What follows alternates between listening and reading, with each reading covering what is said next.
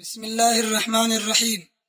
الحمد لله الذي جعل أبناءنا أحلام الماضي الغابر وسعادة الحاضر العابر وآمال المستقبل السائر، والصلاة والسلام على نبينا محمد المربي الماهر وعلى آله وأصحابه التابعين لهم بالهداية الباهر في الباطن والظاهر. أما بعد، فالسلام عليكم ورحمة الله وبركاته. وبلين إسلاما متدرين إرقاخي خارا واي قدس إلماني إسلامني أكمت إلمان قد فتوانجو قام قدسوك فوصون تين بيكم سساني عقلي ساني سمو ساني كم قدساني وانجو جيجو متدري خنجلتي إرقاشني تجرى. إرقان درا فايدا إلمان قدسورا، إرقان لما فادا ilmoo guddisuu irratti itti gaafatamummaa haadhaa fi abbaadhaa. Ergaan sadaffaadhaa akkaataa ilmaan keenyatti guddifannu. Ergaan afuraffaadhaa dogoggora guddisa keessatti argamu kafirraa eeguun barbaachisu akkamitti firraa eeynaa waan jiru. Ergaan shanaffaadhaa mirga daa'immanii fi naamusa isaanii. Ergaa shanan kanaatu jala jira jechuudha. Obboleeyyan Islaamaa wanni mata duree kana isiniif fileef rakkooleen hawaasa Islaamaa keessa jirtu irra guddoodhaa boodatti hafummaa guddisa ilmaaniiti. Ammas wanni ergaa kana fileef kaasita dabre keessatti waa'ee fuudhaa fi heerumaa waan dubbanneef jecha namni yoggaa fuudhe gara ilmaaniitti waan tarkaanfatuuf jecha ilmaan akkamitti islaamni guddifataa waan jiru kana isinii file jechuudha. Ayyuhal aabaa'u wal ummahaat, yaa haawwan keenya yaa abboota keenya, awlaadunaa akbaadunaa wa thamaratu fu'aadinaa, ilmaan keenya jechuun midhaan onnee teenyaati. Wasa'aadatunaa wa farxatunaa, milkii fi gammachuu teenya. Wacaxiru hayaatinaa, urgaa jiruu teenyaati. Waqurratu acyuninaa, gammachuu ija teenyaati. Wahumu zikraa lanaa bacda mawtinaa, yaadannoo eega duune duniyaa irratti dhiifannu jechuudha. Obboleeyyan Islaamaa Rabbal Aalamiinni Qur'aana keessatti kiniju almaalu walbanuuna ziinatu lxayaati duniyaa, qabeenyaa fi ilmaan faaya jiruu duniyaati. Inumaa ulamaan Islaamaa akkini jaanitti qabeenyaa fi ilmaan irra guddaa waan Rabbiin duniyaa tanarratti namaan qananiisuuti jaan. Maaliif yoo jenne li'anna cizza duniyaa bilmaali walwalad, kabajaa jireenyaa argachuun duniyaa tanarratti qabeenyaa fi ilmaaniini jaan. Wasaaxibul maali laa taktamilu sacaadatuhu illaa bilwalad, abbaan qabeenyaa raahaan qabu yoo ilmaan qabaate malee. ولو ملك عبد الدنيا بحذافيرها لاحتاج إلى الولد، لأن في نفس البشرية وحشة لا يقتلعها إلا الأنس بالولد.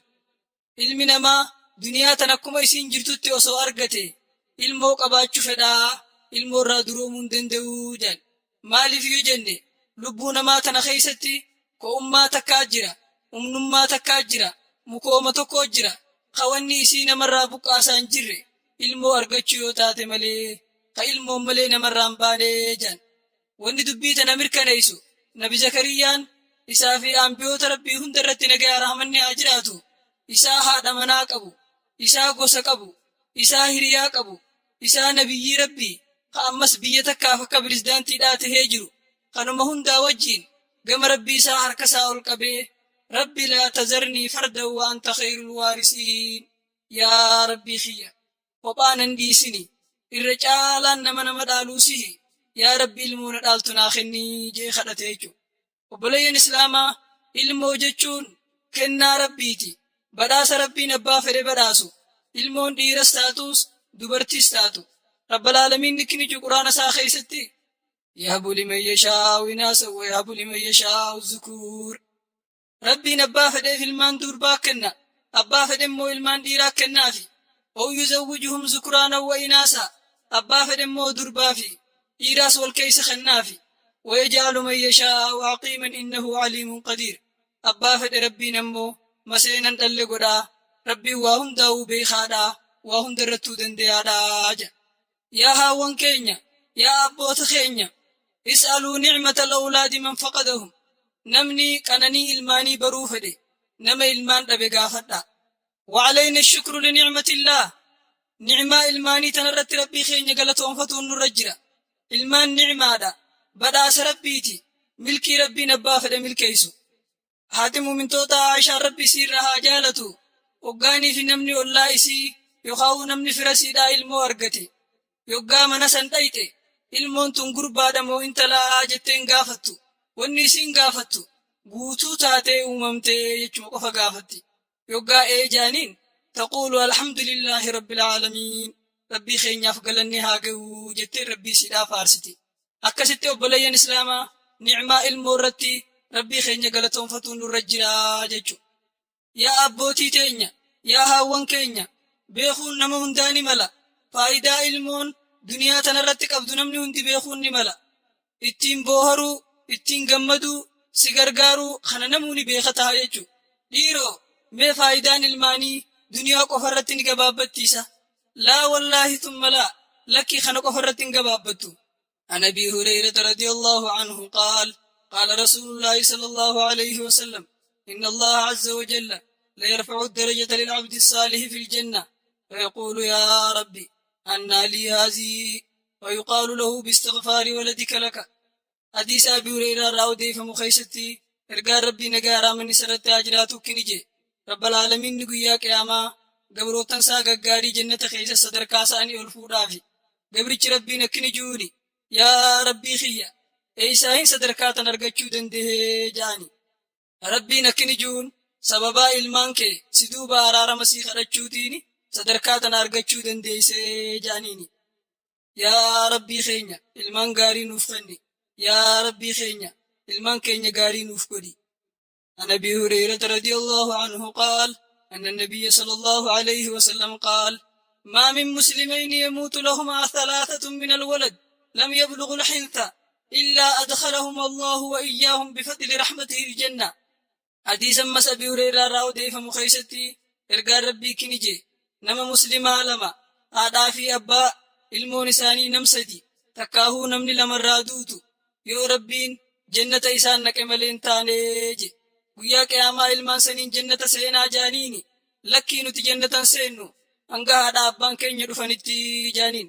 Ijoollee seenaa lakkii hin seennu, ijoolleen seentani lakkii hin seennu, mee abbootiin teenya hooyii jaaniin. Fayuqaalu lahum udkhulul jannata antum wa abaa'ukum. Isinii fi abbootiin teessanis waliin jannata seenaadhaa jaaniin. وعن معاذ بن جبل رضي الله عنه قال قال صلى الله عليه وسلم بخ بخ لخمس ما أثقلهن في الميزان لا إله إلا الله وسبحان الله والحمد لله والله أكبر والولد الصالح يتوفى للمرء المسلم فيحتسبه. وبلين إسلاما حديث معاذ المجبل ديس خيسة ترقى ربي كنجي ويواتو لين مشانيف وينمني شوام الكاويه ويواشمالتما ميزان خيسة كانت صدركا قديفي ونشنا سمالي تدرى لا إله إلا الله يجو تلمدا سبحان الله يجو تصدفا دا الحمد لله يجو تأفرفا دا الله أكبر ججو تشنفا دا ilmoo gaarii si dura duute ati rabbii keetii irratti saabbatte guyyaa qiyaamaa galatatti argattu jechuudha. Hadiisa biraa keessatti masoonni jiru hoggaanii fi ilmoon gabricha tokko du'e rabbal aalamiin maleekaa isaatiin akkini jiruun ilma gabricha kiyyaa fuutanii jaan osootuma beekuu gaafate eebar yaa rabbii keenya fuunee jaaniin. Midhaan hundee isaa fuutanii eebar fuune duba gabrichi kiyya hoggaa midhaan hundee isaa fuutan maal jaa jee gaafata. Maleekonni kijaaniini حمدك واسترجع يا ربي خينيا مصيبات نرت سفار سقبرتش خي إنا لله وإنا إليه راجعون جانيني ربي نكني جوني قبرتش خياف ديما من جنة خي سجارة من سمك عيسى من مصيبة رت ربي فارسو جا مكات باسا في جانجي نمتك صحابة رسول الله ركبا خجانين وقا المسار رادوي نمني تقتلو في ربي خيت رت سابدو جين مال جين عقبان وما يمنعني أن أحتسبه وقد كان من زينة الحياة الدنيا وهو اليوم من الباقيات الصالحات. أكملت رب رتي المخيين سابني إسا دران فايجرو دنيا ناتهجرو قاران تنالي إيقا دنيا راديمي غاري نماهو تهجرو أكملت ربي خيرتني سابني جين يجو لا أبولين إسلاما ilmoon ta'ee duniyaa irra si booda hafte ilmoo gaarii yoo taate rabbi sii kadhattee jannata keessa sadarkaa ati gahuu hin dandeenyeen si geessi. Yoo ammoo si dura duutellee hoggaa ati rabbii keetii irratti hisaabbattee irra sabbarte rabbiin guyyaa qiyaamaa ta harka qabdee jannata sineeytu godhaa jechuudha. Dhiiroo kana qofaa kana qofaa miti ilmoo miilaan deemtuu miti ulfi garaadhaa namarraa behelleen guyyaa qiyaamaa nama fayyadaa jechu. عن معاذ بن جبل رضي الله عنه أن رسول الله صلى الله عليه وسلم قال والذي نفسي بيده إن السقط لا يجر أمه بسرره إلى الجنة إرقى ربي حديث سيا خيستك نجي ربي لبون تيار كساجر تتسني خخده ألفي قرانا مبهو هذا ساني هركس قيا كياما عن دراني قرى جنة هركسا يوني في هاتي الموسن كرب رتي سابتو تاتي جيجو خناف بلين إسلاما نتي بيلو رقمنا ilmaan keenya quubsuudhaaf nuti rakkachuudha qabna isaan jiraachisuudhaaf lafa'uudha qabna akki jangariin ulamaa'iidhaa guddisa ilmaan keenyaarraa osooniif bu'aa tokkollee argachuu baande bu'aa duniyaadhaa bu'aa aakhiraadhaa osoo argachuu baande hamtuu isaaniirraa nagee bahuu malee hunqoftiinuu namaaf ni gayaa ilmoo yoo ati karaa bareeda guddisuu baatte si arrabsiti si xiqqeessiti hattaa si ajjeesutti illee geessii jechuudha gabbahee badii dalagee si qaanessa gabbaatee badii dalaydee si qaanessiti maqaa kee si balleessiti hamtuma isaanii tanarraa nagee bahuun qoftinuu namaaf ni gayaa jechuu lamaan islaamaa.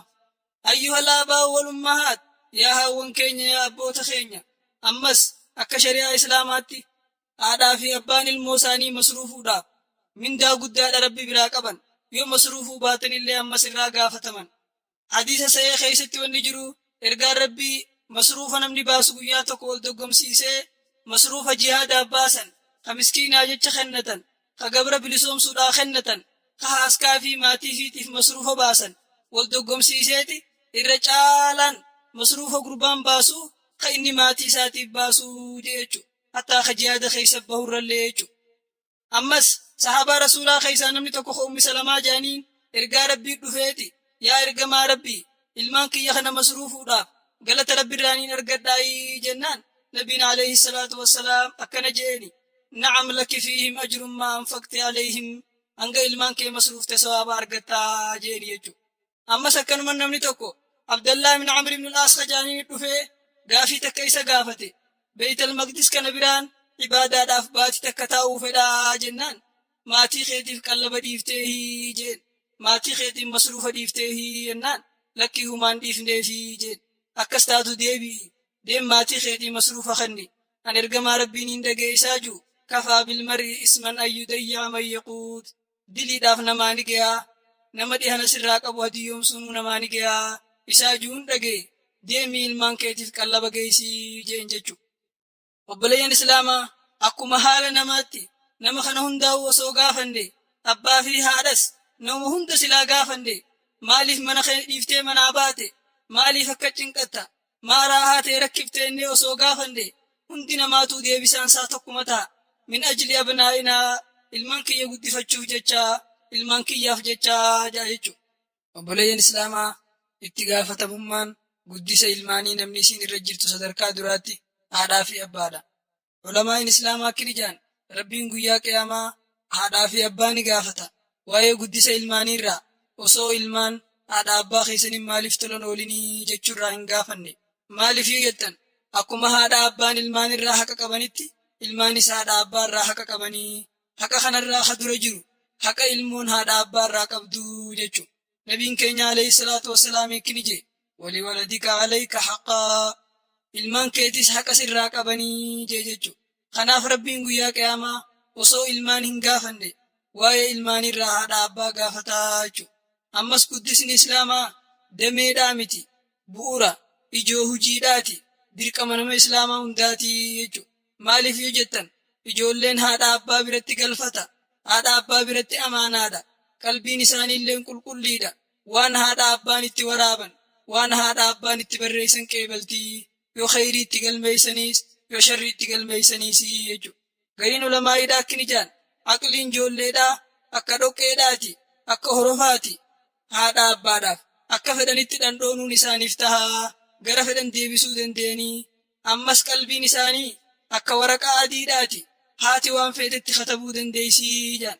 Ragaan kanaa jecha ergamaa rabbiiti alayhi salaatu wassalaam kullu mawluudin yuuladu ala alfitra wa innamaa abawaahu yuhawwidaanihi aw yunassiraanihi aw yumajjisaanihi rawaahu albukhaariyyu.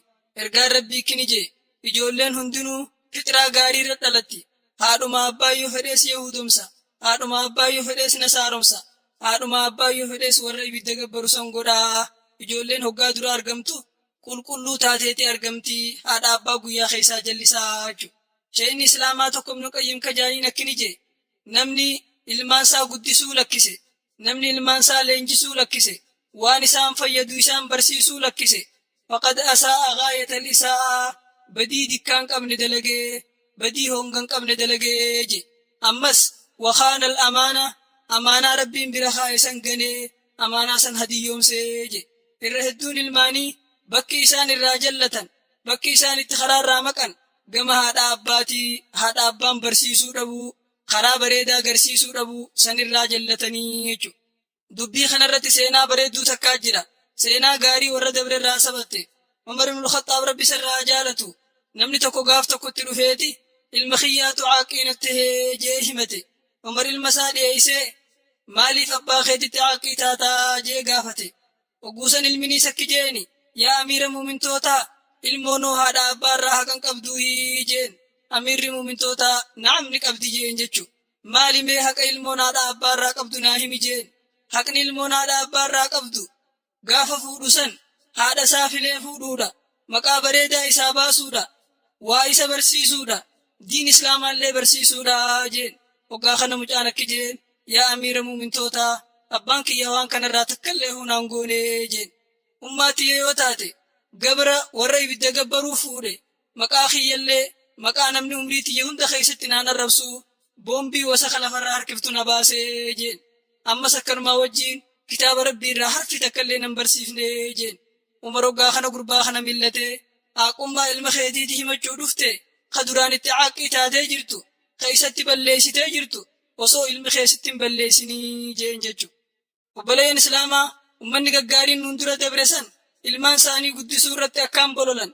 Gaaf tokko yeroo mootichi Mansuur Jaaniin biyya bulchu keessatti warra hidhaa jiru hidhaa gayyaasanii irra rakkoon irra cinqii waan mana hidhaa kana keessatti gaashiree kana karshallee kana keessatti isin irra dabree maalii jaanii gaafatan.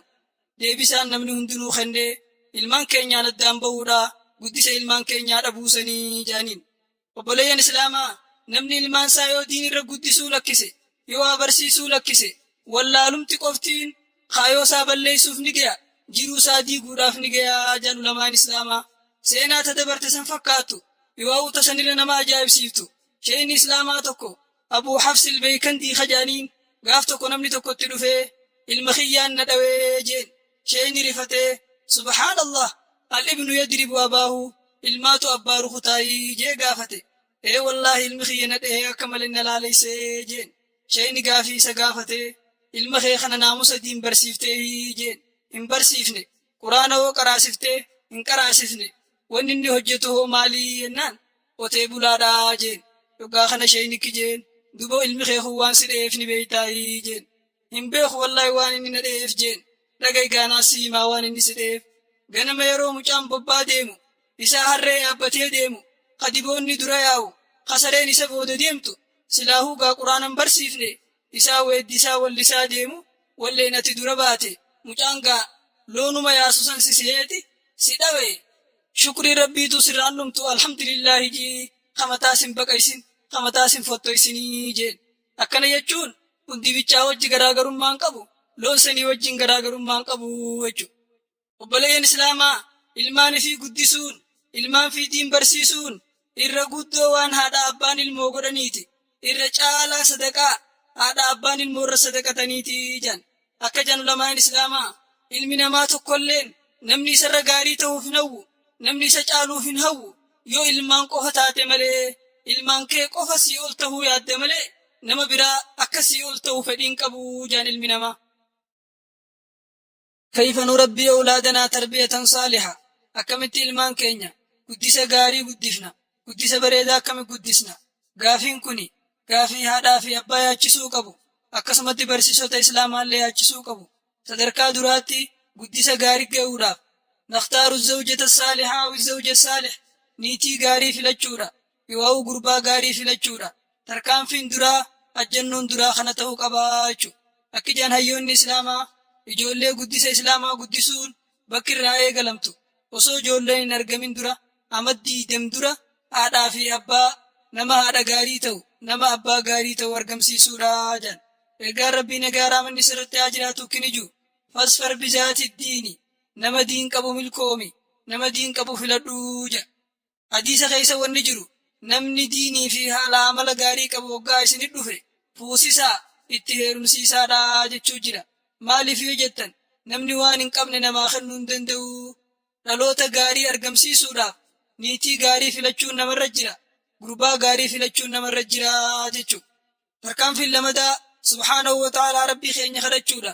Ilmoo gaarii akka nuuf kennu jechuudha. Osoo ilmoon argatin Nabi Ibraahim nagaa raamanni sirratti haa jiraatu. Akkana jee du'aa godhachuu ture.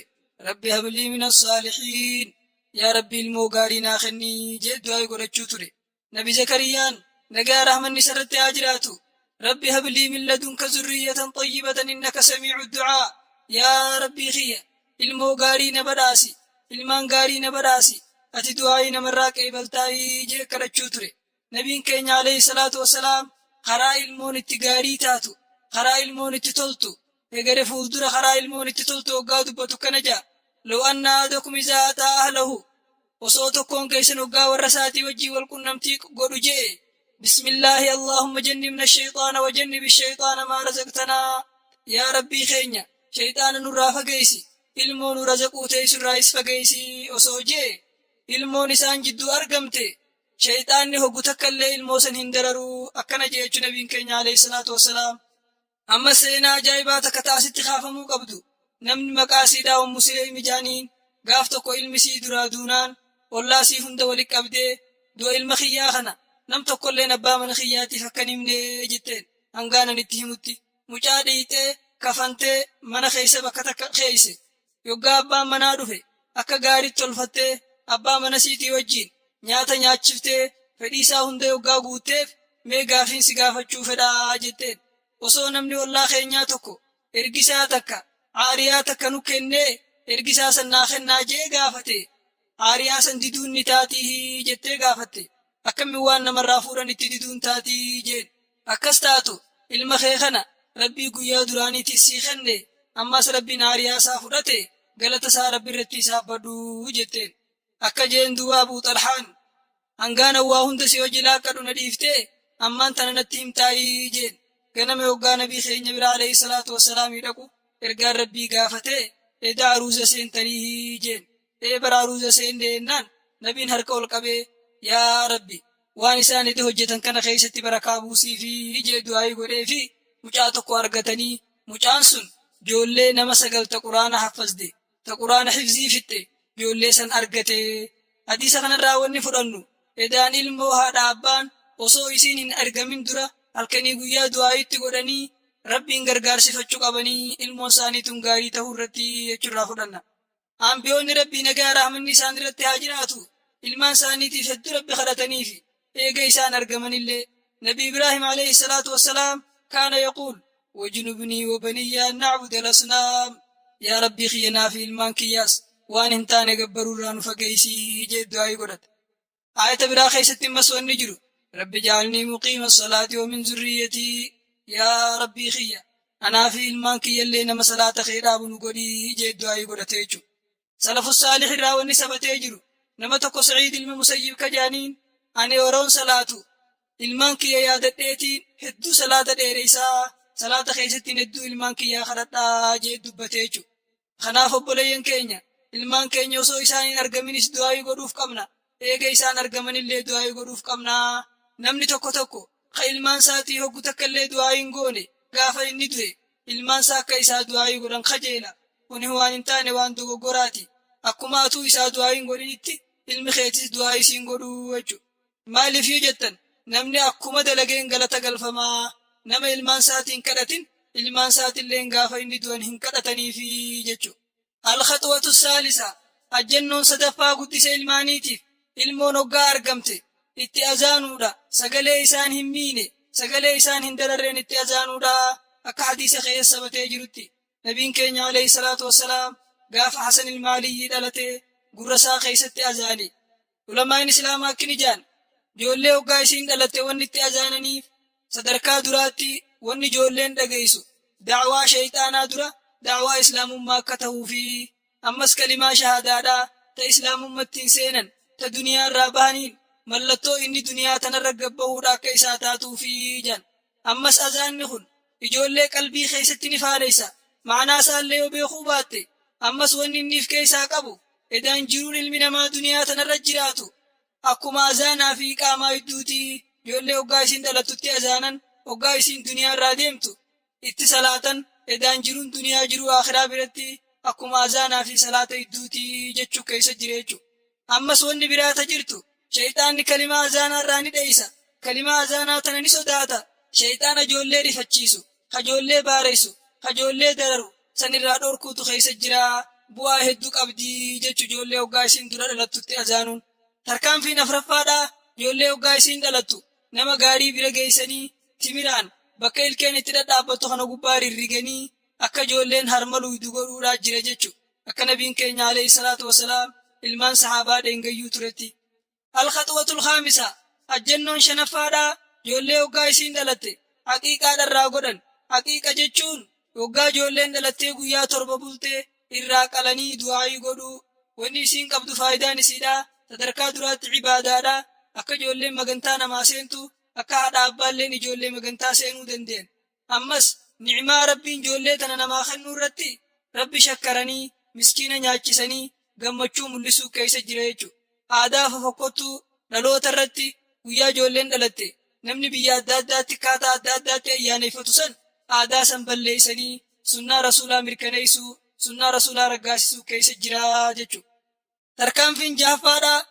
ijoollee maqaa gaarii baasuudhaafi maqaa bareedaa baasuudhaafi maqaan waan ijoollee wajjin hanga umrii isaanii hunda wajjin jiraatee isaan boodallee duniyaa irratti hafuuf jecha gaaromminni maqaa wanni beekamuun kaduraa maqaa rabbiin gabbarani alamadaa maqaa hiikkaan isaa bareedaati asadaffaa maqaa abbaa wajjin waamamuu danda'u kaafuraffaadhaa maqaa ambiyootaa maqaa sahaabotaa maqaa salaftootaa maqaa nama gaggaarii taariika qabuu baasuudhaafi akkasumatti maqaa namni hedduun hin qabne ka isaan nama keessaattiin beekamaniin baasuufi jechu nabiin keenya alayhi salaatu wassalaam hadiisa keessatti kini jee innaa habba asmaa'ikum ilallaahi abdallaahi wa abdurrahmaan irra jaalatamaan maqaadhaa rabbi biratti maqaa rabbiin gabbarani abdallaahi jechuufaa abdurrahmaan jechuufaa sahabaa rasuulaa keessa namni maqaa abdallaahi qofa baafate nama 220 jiraa jaa warri taarikaa jechu kanaaf maqaa gaggaarii ilmaaniif baasuudha maqaa gaariin ta'in nabiin nama hedduu irraa jijjiire Ali ibn Abi Xaalib mucaasaa harbi baaseefi akka abbaa lolaa jaamee yaamamuuf ergamaan rabbii maqaa maal baafteefi jee gaafannaan harbiin baaseefi waan hin lola fedhuuf jecha akka abbaa harbii naan jaaniifi jeen kasitti ergamaan rabbii maqaa kanarraa jijjiire Hasan baaseefi jechu namoota biraatis akkasumatti ergaan rabbii nama hedduu maqaa isaanii jijjiire nama maqaa isaa Shihaab jaaniin qaanqee jaaniin Hishaam jijjiiree jira nama maqaa isaa Aasiyaa jaaniin Jamiila jijjiiree jira nama maqaa isaa Asram jaaniin Zur'aadha jijjiiree jira maqaa yoo gaafa saran hiikkaan isaan bareende hedduudha ergamaan rabbii jijjiiree jechuudha ergamaan rabbii maqaa bareedaa malee maqaa hamaa bootaanillee hin fedhuu jechuudha kanaaf gaaf tokko osoo deemuu gaara tokko iddoo dhufee gaara kana lamaan maqaan isaa maalii jee gaafate gaarri gamanaa kun maqaan isaa saaxilaadha yookaan qaanessaadha ka gamanaa maqaan isaa xinneessaadha jennaan angaaruma lamaan kana jidduu nuun bahu jee naannoo bakka biraatiin bahee jan alkhaxwatu saabi'a tarkaanfiin torbaffaadha ijoollee hoggaa isiin dhalatte mataa irraa haaduudha irra hedduun namaa ijoollee hoggaa isiin dhalatte mataa siidhaa daabee godha yookaan guduruu godhee itti dhiisa suni dogoggora shari'aa islaamaa beekuu dhabuudha yookaan ittiin deemuu keessatti laafina qabaatuudha jan ammas mataa gara tokko haadanii gara tokko dhiisuurraa ergamaan rabbii ni dhoorke ulamaan islaamaa akka dubbatanitti bu'aa ijoollee mataa irraa haaduun qabdu yoggaa dubbatan bu'aa hedduu keessa jiraa jan sanirraa qaqqaawa mataa kana fuurri keessaa bahuun qaawa san babbanuudhaa keessa jira rifeensi dhalootaa qaawa san cuccufeeti ijoollee irratti miidhaa fida dhageettii isaanii keessatti harkinsa isaanii keessatti waa beekuu isaanii keessatti waan miidhaa fiduuf jecha sanirraa deemsisanii fayyaa ijoolleetiif bu'aa guddaa keessa jiraa jan akka qorannaan saayinsiidhaa ammayyaalleen irra ga'ee jirutti jechuudha ergamaan rabbii alayhi salaatu wassalaam waan bu'aa qabu waan faayidaa qabutti malee nun ajajuu jechuudha islaaminaan hedduudha xiyyeeffannaa kenniti mirga ijoollee eeguudhaatti akkasumatti haadha ilmaanillee mirga siidhaa eegutti hedduu xiyyeeffannaa kenniti Shari'aa Islaamaa keessa wanni jiru dubartiin hoggaa garaa qabdu dirqamoota tokko tokko kan irra jiru soomana Ramadaanaa fa'aa yoo ulfasii irraa miidhaa sodaate akka furtee gaafa biraa kafaltu shari'aan Islaamaa hayyamteefi. Abbaa ilmaanii irratti dirqama haadha mana isaa yeroo isiin garaa qabdu isiidhaaf obsuun isitti tola ooluun jijjiirama tokko tokko kan isiirraa argamu irratti obsuun. Dubartiin hoggaa garaa qabdu hedduu daangaa malee gammaddi, daangaa malee rifatti, hedduu rakkoon adda addaa irra geessi. Ta abbaa mana siidhaa arguu fi haasawaa siin feenee jira, ta daftee aartuu jira, ta obsan qabnee jira. Rakkoo adda addaatu isii mudata, goomjii adda addaa akkasumas deedee adda addaatu isii mudata jechuudha. Dubartiin garii yeroo garaa qabdu ni cinqamti, ni rakkatti, haalli qilleensaatti jijjiiramuudhaaf yookaan ulfa siidhaa garaa keessa isii naanna'usaniif jecha inumaa baatii 8ffaa hoggaa geesse duniyaan guutuun itti rakkatti. Dhiirooniin du'amoo dhiiroo addaaniin bahaa jetteeti rakkatti jechuudha. Kanaaf akka jedhan ulamaan Islaamaa dhibeewwan adda addaa kan ilmoorra ga'u dhibee qaamaa, dhibee sammuudhaa, hanqina nafaa hundi siidhaatu rakkoo haati hoggaa garaa qabdu san rakkattu irraa jedhan. Aarri tokko tokko, sodaan takka takka, ifannaan takka takka, irrinni hanqinni ilmaan irra ga'u rakkoo haati hoggaa garaa qabdu san irra dabarte irraa jedhan. Kanaafuu obboleeyyan Islaamaa abbaa ilmaanii irratti wanni jiru haadha mana isaa keessa Rabbi sodaatuudha. Haadha mana isaatiif yeroo isiin garaa qabdu rahmata godhuudha. Kani yaanninii fi rakkoon adda addaa tarra geessu jijjiiramoo ilmoo fiddu hoggaa isiin garaa qabdu tumuun, hoggaa isiin garaa qabdu arrabsuun, hoggaa isiin garaa qabdu rakkisuun waan gaafatan hin qabdu. Ilmoorrallee rakkoo fidee haadha ilmoorraas rakkoo fidaa jechuudha. Kanaaf ulamaan Islaamaa akkini jedhan haati hiya almustashfa al'uulaa mana yaalaa ka duraatii kama annahaa hiya almadrasatu al'uulaa akka mana barnootaa ka sadarkaa duraa ilmaaniif taatutti. Kanaaf jecha abbaa manaa irratti wanni jiru haadha mana isaa yeroo isiin garaa qabdu san akka gaariitti eeguu isa barbaachisaa jechuudha.